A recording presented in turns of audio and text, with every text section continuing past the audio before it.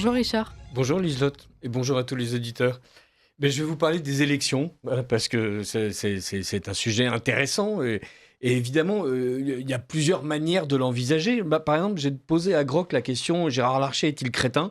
Il n'a pas voulu me répondre. Il m'a dit entre ne pas aimer son positionnement, trouver son style ennuyeux et être objectivement un crétin, il y a un fossé énorme. Alors, j'ai pas voulu discuter avec Grok. On m'avait dit que c'était une intelligence artificielle de droite. Bon, je l'ai trouvé très consensuel. Moi, j'étais intéressé par les sondages. Par exemple, 64% des sondés proches des LR disent qu'ils sont favorables à ce que les listes du Rassemblement national s'allient ou fusionnent avec celles soutenues par les Républicains. Voilà. Et il y en a 36% seulement qui ne sont pas favorables. Eux, ils préféreraient fusionner avec Horizon. Voilà. Au RN, ils sont hyper favorables à ce que tout le monde fusionne. 78% veulent fusionner les listes RN-LR. Voilà. Mais 69% des personnes proches du LR interrogées se disent favorables des fusions entre les listes du bloc central, Renaissance, Horizon, Modem. Alors, évidemment, la question que ça pose, c'est d'une part, est-ce que les sondages ont raison? Alors, on s'est dit, tiens, c'est bizarre, Grégory Doucet était censé manger le goudron et Olas être porté sur un trône triomphal jusqu'à la mairie de Lyon. Bon, c'est pas exactement ce qui s'est passé.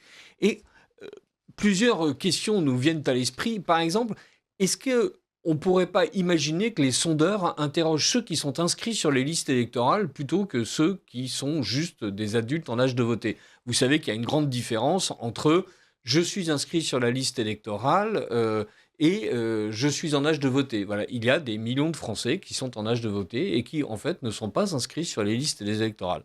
Donc il y a une abstention qui est qu'on mesure, qui est l'abstention classique, le delta entre ceux qui auraient pu voter et ceux qui ont voté, mais il faut ajouter en fait quelques millions de personnes qui en fait ne sont pas comptabilisées comme pouvant voter, mais néanmoins sont interrogées par les instituts de sondage. Alors, pourquoi est-ce que j'en parle? Parce qu'en ce moment, on est très en train de s'exciter aussi de l'autre côté de l'Atlantique sur la manière dont, à mi-mandat, Donald Trump va ou non réussir à faire en sorte de garder les différents instruments de pouvoir qui sont à sa disposition, dont le Congrès.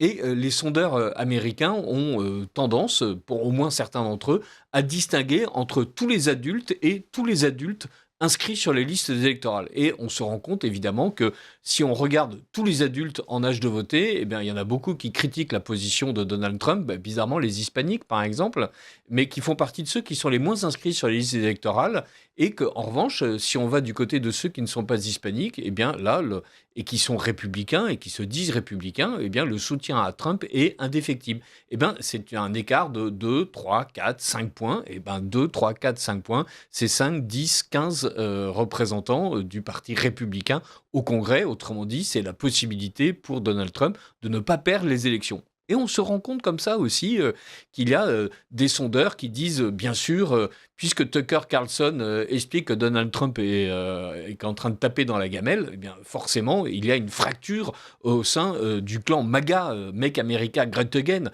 Et justement, quand les sondeurs regardent et ils disent aux républicains, est-ce que vous vous identifiez comme un républicain MAGA? Eh bien, les républicains MAGA, à 85% soutiennent Trump, à 5% contestent Trump et à 10% ne savent pas. Voilà.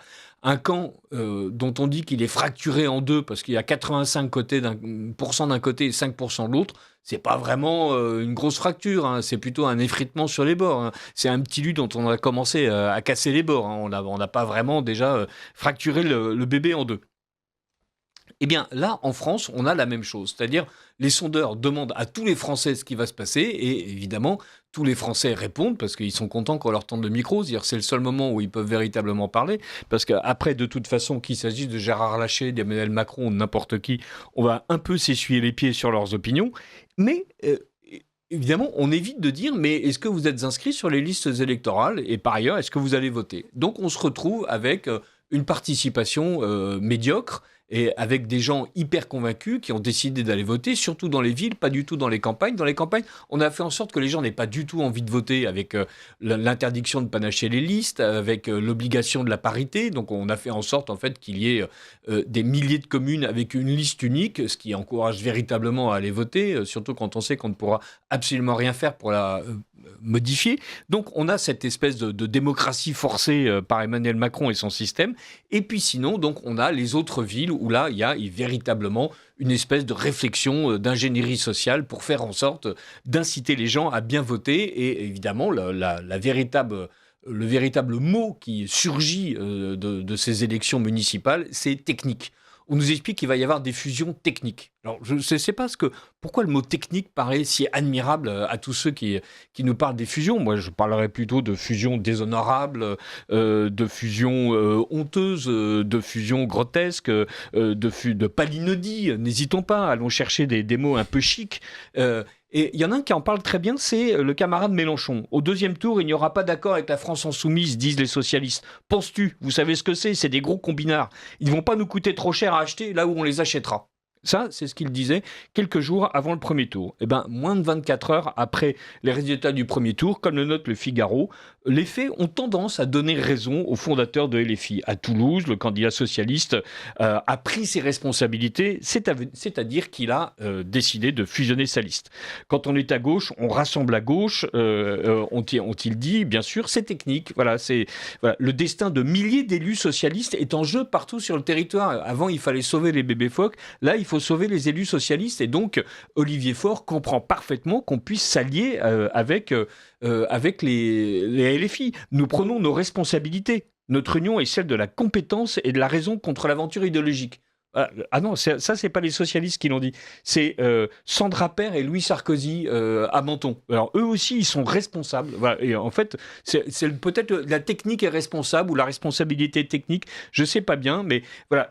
En fait, le lien est rompu, nous disaient les uns et les autres. Sur le plan national, entre le PS et LFI, le lien est rompu. Ça n'exclut pas, dans certaines situations locales, à la demande des élus de terrain, d'appliquer ce principe avec souplesse et pragmatisme. Voilà, c'est technique, hein. C'est le président du Conseil national du PS, proche d'Olivier Faure. On ne peut pas comprendre.